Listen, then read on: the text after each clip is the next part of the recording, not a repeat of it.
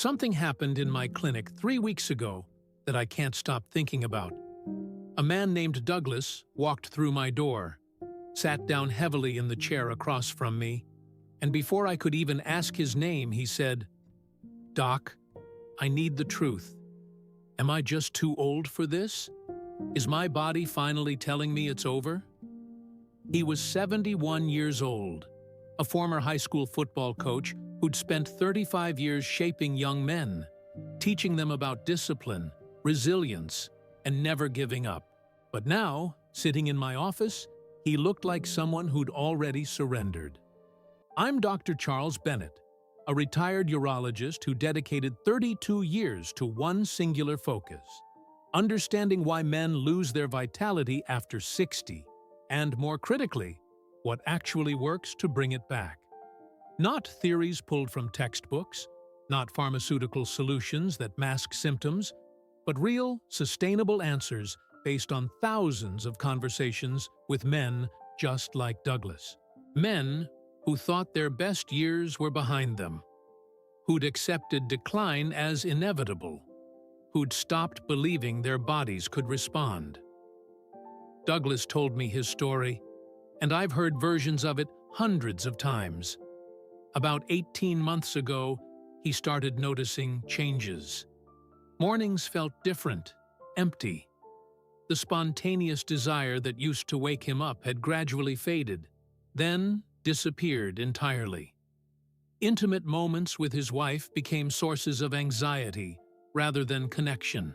He'd lie awake at 2 a.m., staring at the bedroom ceiling, wondering if he'd crossed some invisible threshold where masculinity just stops functioning. His regular doctor ran the standard tests: testosterone levels, cardiovascular markers, diabetes screening, and everything came back within normal range for your age, which felt like medical code for nothing we can do. This is just what happens. Seat, but here's what nobody asked Douglas, and it's the question that changes everything. Walk me through your actual day.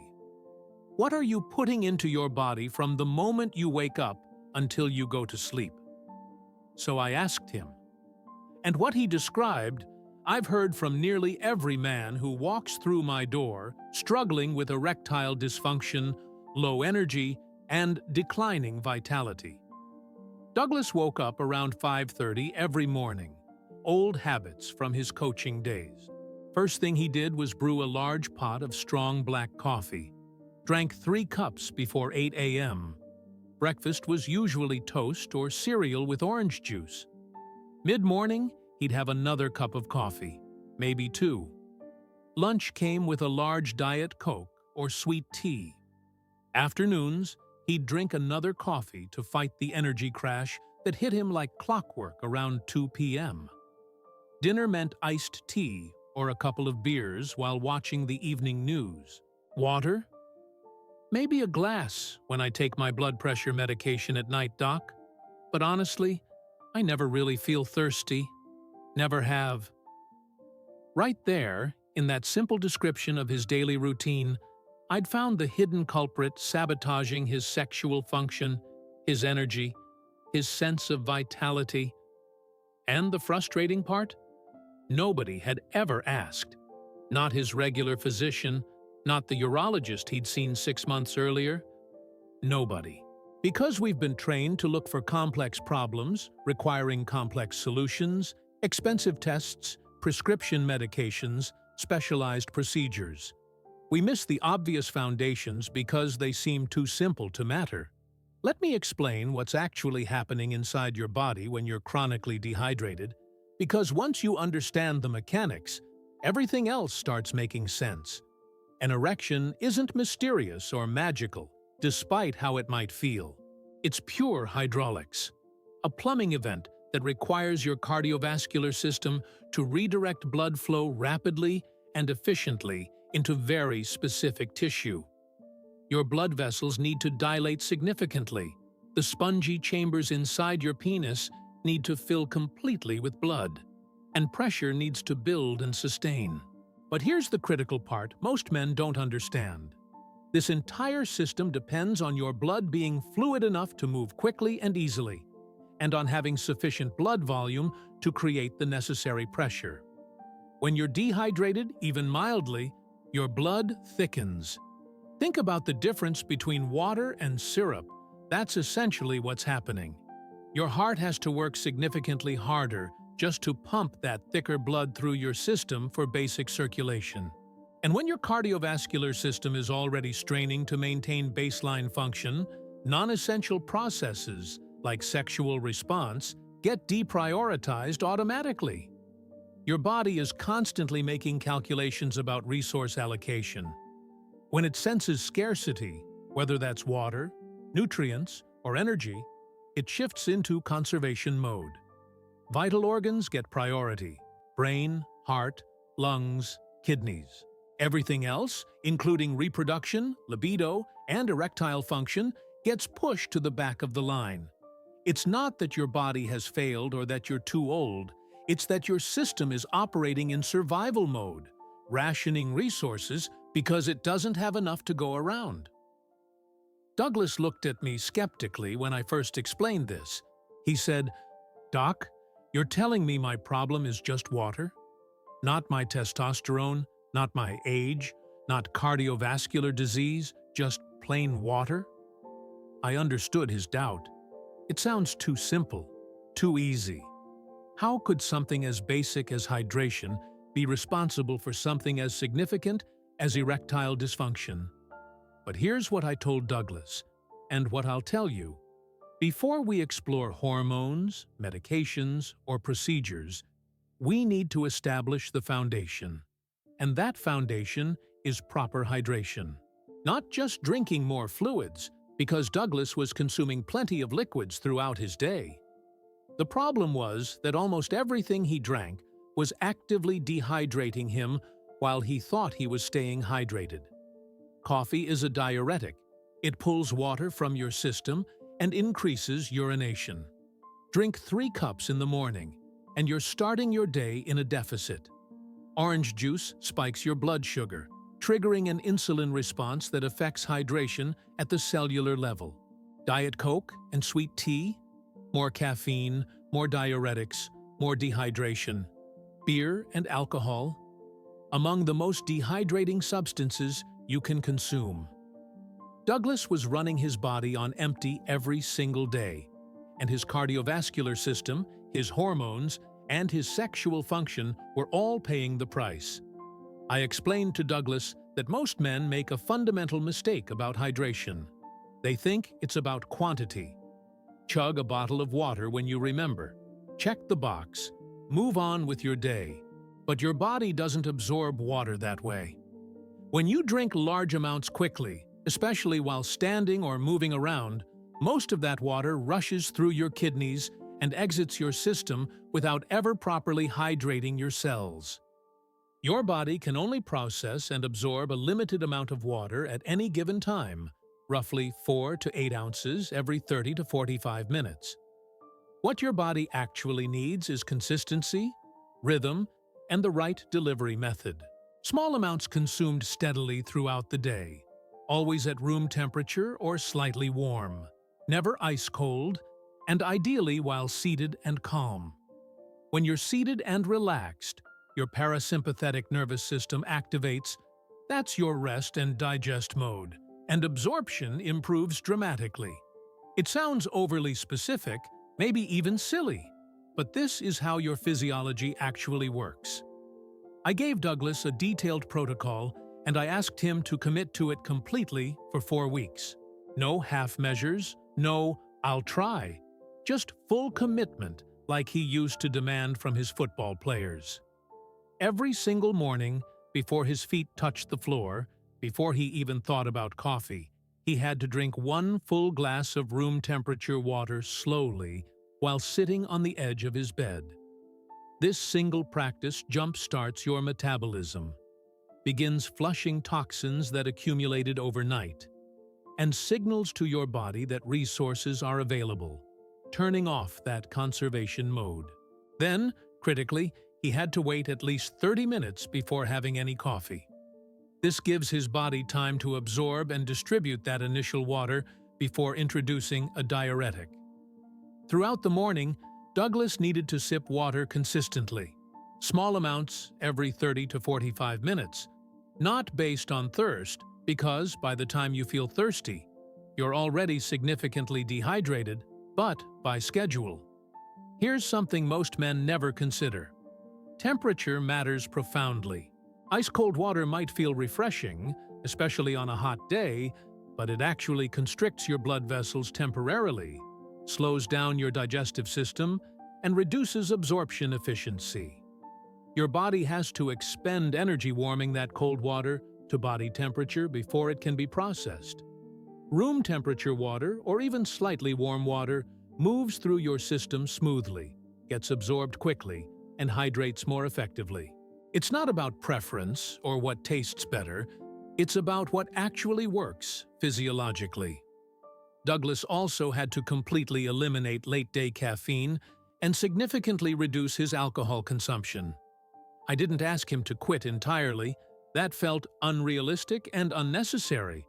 But those 2 evening beers had to become 1 beer maximum, and preferably not every night. And critically, all fluid intake had to stop at least 90 minutes before bedtime. This protects sleep quality, which is absolutely essential for testosterone production and overall hormonal balance. The first week was challenging. Douglas felt like he was constantly thinking about water, constantly monitoring his intake, constantly aware of this new routine. But I reminded him that building any new habit feels awkward initially. By week 2, it had become more automatic. And by week 3, Douglas started noticing changes that went far beyond what he'd expected. His morning brain fog lifted. He woke up feeling clearer and more alert. The crushing afternoon energy crash that used to hit him around 2 p.m. diminished significantly. His energy stayed much more stable throughout the day. His sleep improved dramatically, deeper, less fragmented, fewer nighttime awakenings. His mood brightened. His wife commented that he seemed more present, more engaged, more like himself. And then, in the 4th week, something happened that Douglas had stopped believing was possible. He woke up one Saturday morning with a firm erection, not partial, not weak, but genuine and sustained. He lay there almost afraid to move, afraid it would disappear like a mirage. But it didn't. That evening, he and his wife reconnected intimately for the first time in almost 2 years. Afterward, Douglas told me with tears in his eyes, "Doc, I got my life back. I didn't realize how much I'd lost until I felt it return." This transformation isn't magic or luck. It's physiology. It's giving your body the fundamental resources it needs to function optimally. Your blood is approximately 92% water. When that percentage drops even by 2 to 3%, everything changes. Circulation slows, oxygen delivery to tissues decreases, nutrient transport becomes inefficient, and hormonal signaling gets disrupted. For younger men, the body often compensates reasonably well. But for men over 60, that compensation system has worn thin, and the consequences show up in the most frustrating and intimate ways. Let me tell you about Raymond, because his story reveals something that most doctors never discuss with their patients. Something that affects every man over 60, but rarely gets acknowledged or addressed. Raymond was 66 years old, a retired electrical engineer who'd spent 4 decades designing power systems for commercial buildings. Brilliant mind, methodical thinker, someone who understood complex systems and how they fail when critical components malfunction. Raymond came to me not primarily because of erectile dysfunction, though that was certainly part of his concern, but because his entire life felt like it was running on diminished power. His exact words were, "Doc, I feel like someone replaced my batteries with cheaper versions. Everything still works technically, but nothing runs at full capacity anymore. His energy was low, but not absent. His focus was decent, but not sharp. His mood was stable, but not positive. His intimate life with his wife had dwindled to maybe once every 2 or 3 months. And even then, performance was inconsistent and unsatisfying. His regular physician had run comprehensive blood work 6 months earlier. Testosterone levels were in the lower range of normal, not low enough to justify hormone replacement therapy. Thyroid function was fine. No diabetes, no significant cardiovascular issues, no obvious medical explanation for his symptoms. The doctor's conclusion? This is pretty normal for your age, Raymond. Maybe consider antidepressants if the mood continues to bother you. But Raymond didn't feel depressed, not clinically. He felt dulled, muted, like someone had turned down the contrast on his life. And he knew something was wrong even if the tests couldn't identify it. When we talked, I asked him the same question I ask every patient. Walk me through your actual daily routine. What are you consuming? When are you sleeping? How are you moving? What Raymond described was a pattern I see constantly in intelligent, well-intentioned men who think they're taking care of themselves but are unknowingly sabotaging their own systems. He woke around 6 a.m., started his day with a large mug of strong coffee. Black, no sugar. Mid-morning, another coffee while reading the news online. Lunch was usually a sandwich with a can of Diet Coke. Afternoons, he'd drink a sports drink after his daily walk, thinking he was replenishing electrolytes. Dinner included iced tea or occasionally a glass of wine. Before bed, he'd have chamomile tea, hoping it would help him sleep. Water? Maybe a glass or two if I remember, but honestly, Doc, I'm drinking fluids all day. I'm not thirsty. Right there, in that description, I could see exactly what was happening. Raymond wasn't just mildly dehydrated, he was actively and repeatedly dehydrating himself throughout every single day, while genuinely believing he was maintaining proper hydration. And this chronic dehydration was triggering a cascade of physiological responses that were systematically shutting down his vitality. Let me explain something that most men don't understand about how dehydration affects your hormones, because this is where things get really interesting and really important. When your body senses sustained dehydration, it doesn't just affect your blood thickness or circulation. It triggers a comprehensive stress response, a survival mechanism that's been hardwired into human biology for millennia.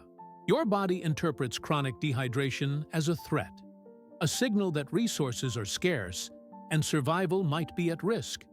In response to this perceived threat, your adrenal glands increase production of cortisol, your primary stress hormone.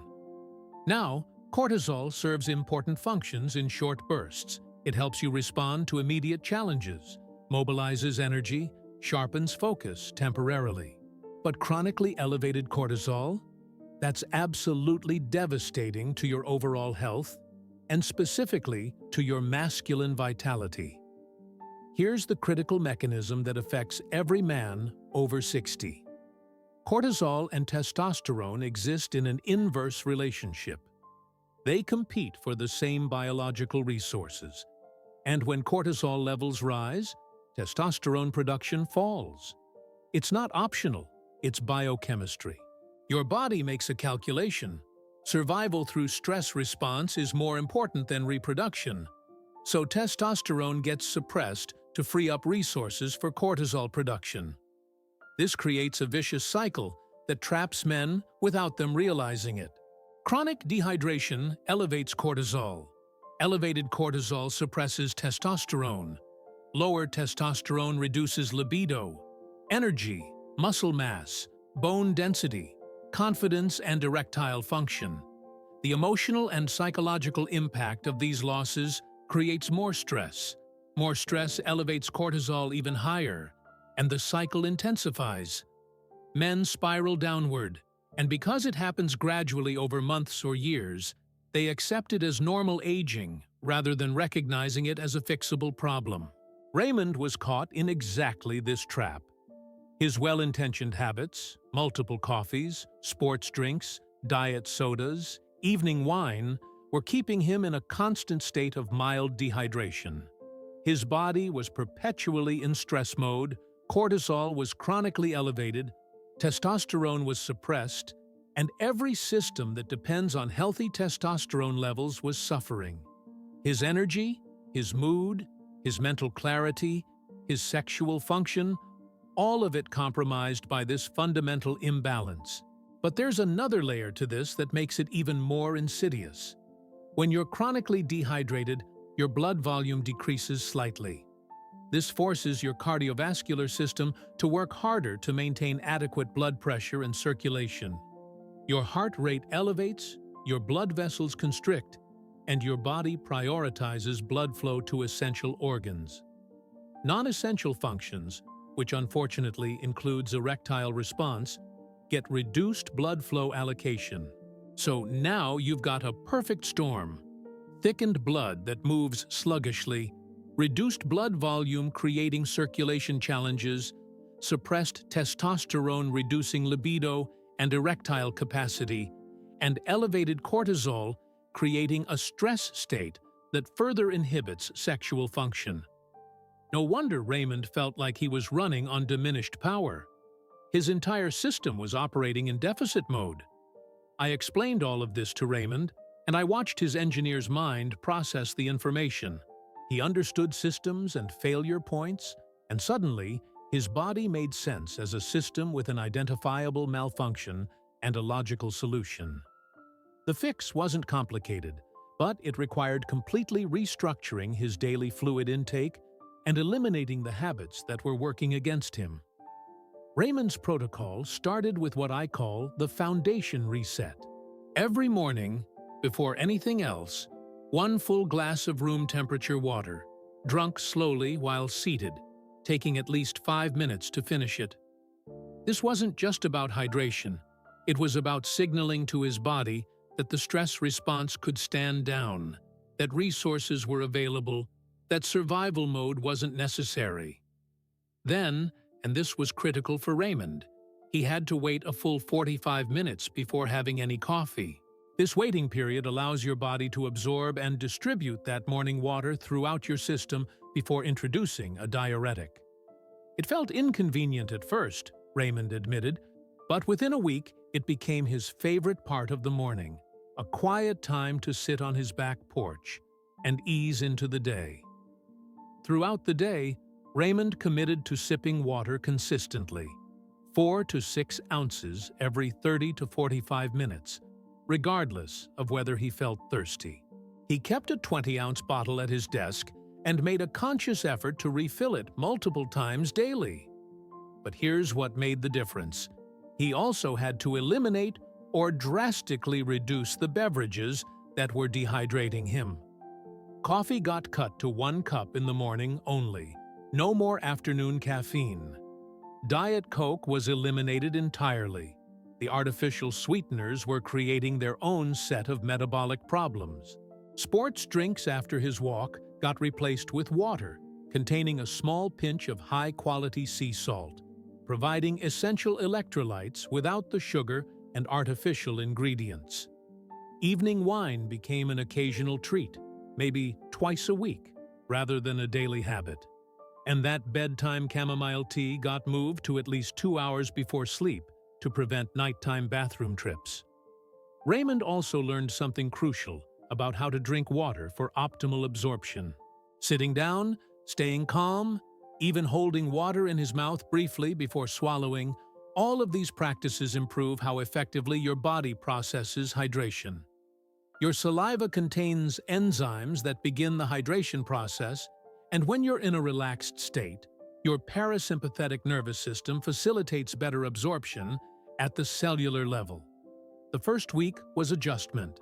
Raymond felt like he was constantly aware of water, constantly monitoring intake, constantly going to the bathroom as his body recalibrated. But I'd warned him about this When you first start properly hydrating after chronic dehydration, your body flushes excess fluids initially before learning to retain and utilize water more efficiently. Week 2 brought subtle changes. His morning fog lifted slightly. He noticed improved mental clarity. His afternoon energy crash became less severe. His sleep quality improved, deeper and less interrupted. Week 3, the changes accelerated. His wife commented that he seemed more present, more engaged in conversations, more like his old self. And week 4, everything clicked. Raymond woke up one morning feeling genuinely energized, not just okay, but actually good. His focus was sharp throughout the day. His mood was genuinely positive. And that evening, for the first time in months, he felt authentic desire, not forced or willed, but natural and spontaneous. He and his wife reconnected that night, and his performance was strong, sustained, satisfying for both of them. Raymond came back to my office a month later looking 10 years younger. His posture was different, shoulders back, head up. His energy was obvious. He practically bounced into the room. He said, "Doc, I didn't just get my sex life back. I got my whole life back. I wake up wanting to do things now. I have energy for my grandkids. My wife says I'm fun again, all from drinking water correctly. It seems impossible. But it's not impossible. It's physiology. When you give your body adequate hydration consistently, cortisol levels normalize, testosterone production improves, circulation optimizes, energy stabilizes, mood brightens, and sexual function returns. Not because you're 30 again, but because you're finally allowing your body to function optimally for exactly who you are today. Now I need to share something deeply personal, because the most powerful lessons I've learned haven't come from textbooks or medical journals. They've come from my own experience. At 69 years old, I'm not immune to the realities I've spent my career studying. 3 years ago, I started noticing changes in my own body that genuinely frightened me. My energy was declining, my mental sharpness was wavering, and my intimate life with my wife was becoming less frequent and less satisfying. The temptation was enormous to dismiss these changes as inevitable aging, to accept them as the natural order of things, to stop fighting and just let time win. But I couldn't ignore what I knew professionally, what I'd witnessed in thousands of patients. So I made a decision. I would become my own patient, follow my own protocols with complete discipline, and see what happened. I implemented everything I'd been teaching, starting with comprehensive hydration practices. Within 3 weeks, I felt markedly different. Clearer thinking, more stable energy, better mood, improved sleep. By 6 weeks, my wife commented, unprompted, that I seemed more present, more affectionate, more engaged with life. By 3 months, our intimate connection had been fully restored. Not to what it was at 30, but to something appropriate and satisfying for who we are now. This personal transformation fundamentally changed how I counsel patients. I no longer speak from purely clinical knowledge. I speak from lived understanding. I know what it feels like to doubt your body, to fear you're losing yourself, and to discover that with the right approach, you can reclaim so much of what you thought was gone forever. But let me tell you about the most important case I've ever handled.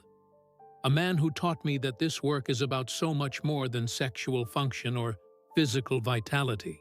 His name was Martin, 82 years old, a Korean War veteran who'd survived combat, built a successful plumbing business, raised 4 children, and buried his wife of 58 years just 14 months earlier. Martin's daughter brought him to see me, deeply worried about his rapid decline. In the years since his wife's death, Martin had lost 35 pounds, stopped maintaining his home, stopped cooking real meals, stopped returning phone calls from friends. He wasn't actively suicidal, but he'd clearly stopped caring whether he lived or died. His daughter said, "Doc, my father is disappearing. He's still breathing, but he's not really alive anymore." When I first met Martin, I saw a man who'd already made peace with death. He was polite, but distant, answering my questions with minimal words, clearly wondering why everyone was bothering him. He didn't care about sexual function. That chapter had closed when his wife passed. He didn't particularly care about energy or vitality, or any of the things that usually motivate men to seek help. I asked Martin to describe his typical day, and what he painted was heartbreaking. He woke up whenever, no alarm, no real reason to rise. Maybe he'd make coffee if he had the energy. Often he'd just go back to sleep. Breakfast was usually skipped. Lunch might be crackers or canned soup. Dinner was whatever required the least effort, often just cereal or nothing at all. Fluids? I drink coffee when I make it, Doc. Sometimes juice. Don't think much about it anymore. Doesn't really seem to matter now. That phrase stopped me cold. Doesn't really seem to matter now. Martin had stopped mattering to himself. His grief had consumed his will to care for his own body, and his physical decline was accelerating his emotional deterioration in a devastating feedback loop. Chronic dehydration, severe malnutrition, disrupted sleep patterns, social isolation, all of it spiraling downward together. I looked at Martin and said something I meant with absolute conviction. Your body still responds to care, even at 82, even after everything you've lost. Your cells still function, your systems still work if you give them what they need. You may not care about yourself right now, and that's okay. Grief does that. But your body hasn't given up on you yet. Will you let me help it, just for a while, and see what happens? Martin looked at me with something that might have been curiosity, or maybe just exhaustion. He shrugged, which I took as reluctant consent. I explained to his daughter that we needed to start extremely gently. Martin's aging kidneys couldn't handle large fluid volumes. His frail state required careful progression, and pushing too hard could actually cause harm. We started with a simple protocol. 6 small glasses of room temperature water daily, just 4 ounces each, always while seated, always consumed slowly over several minutes. That's it. No pressure, no complicated routines, just consistent, gentle hydration. His daughter visited daily, helped establish the routine, made sure he followed through, and gradually began preparing simple, nutritious meals for him. The first 2 weeks showed minimal change. Martin complied mechanically, going through the motions without any real investment or hope. But his daughter called me in week 3, excited. "Doc, he's talking more, asking questions about family members, seems more alert when I visit." Week 4 brought more progress. Martin started preparing simple meals again, nothing elaborate, but real food rather than crackers and cereal. Week 5, something shifted noticeably. Martin resumed his morning walk to the mailbox, something he'd abandoned months earlier. He started watching news programs again instead of just sitting in silence. He called one of his old friends from the VFW. Small things, but together they signaled something reawakening inside him. Week 6, Martin came to my office without his daughter. He walked in slowly but steadily, sat down, looked at me directly, and said, "Doc, something strange happened yesterday. I was sitting on my back porch, drinking my water like you told me, and I noticed the garden was completely overgrown. My wife's vegetable garden, she'd maintained it for 30 years. I'd been letting it go wild because I couldn't bear to touch it, couldn't face the reminder of her absence." He paused, collecting himself. "But yesterday, I got out the tools and spent 3 hours clearing weeds, preparing the soil for spring planting. And while I was out there, kneeling in the dirt where she used to kneel, I realized something important. I didn't feel dead inside anymore. The grief is still there, probably always will be. But underneath it, I felt something else. Purpose, maybe. Or at least the possibility of purpose. I sat there watching this 82-year-old veteran, tears running down his weathered face, and I understood something profound. This work isn't about erections or hormones or turning back time. It's about providing the physical foundation that allows people to engage with life, whatever their age, whatever their circumstances. Martin's grief hadn't disappeared, but his body had stabilized enough that he could begin processing that grief constructively rather than being consumed by it. His energy improved steadily over subsequent weeks. His thinking cleared. He could focus on conversations and remember details. His chronic urinary tract infections, a recurring problem, stopped completely because proper hydration supports immune function and flushes bacteria from the urinary tract. His daughter told me, "I have my father back, not the way he was before Mom died, but present, engaged, alive." The science supporting all of this is overwhelming and continues to grow. Research confirms that even 2% dehydration significantly impairs cognitive performance, reduces physical endurance, and negatively affects mood regulation. Studies specific to elderly populations show that hydration status directly impacts cardiovascular efficiency, kidney function, metabolic regulation, and even mortality rates. Sexual health research increasingly identifies circulation as the primary factor in erectile function, and circulation depends fundamentally on blood viscosity and volume, both directly controlled by hydration status. Hormonal studies demonstrate clear connections between hydration, cortisol levels, and testosterone production. Brain imaging research shows that dehydration affects neural activity and emotional processing. But beyond all the science and statistics, I've witnessed transformations that numbers cannot adequately capture. Men reclaiming confidence and dignity. Marriages rekindled after years of distance. Grandfathers present and engaged at family gatherings instead of fading into the background. Widowers finding reason to care for themselves again. Men who'd accepted decline as inevitable, discovering they still possess remarkable capacity for improvement, for connection, for vitality, for life itself. So here's what I need you to understand completely. You are not done unless you decide you're done. Your body at 65, 75, even 85 still responds to proper care, still possesses the ability to heal and optimize and function. It won't make you 30 again. That's neither possible nor the goal. The goal is maximizing who you are today, optimizing whatever capacity remains, honoring your body instead of abandoning it to time and neglect.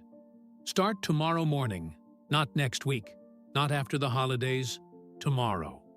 Before your feet touch the floor, before you check your phone or brew coffee or do anything else, drink one full glass of room temperature water slowly, while sitting on the edge of your bed. Let that become your new first act of every day. Throughout the day, commit to consistent small sips of water every 30 to 45 minutes. Not by thirst, because thirst is a late-stage dehydration signal. By schedule, by intention, by discipline.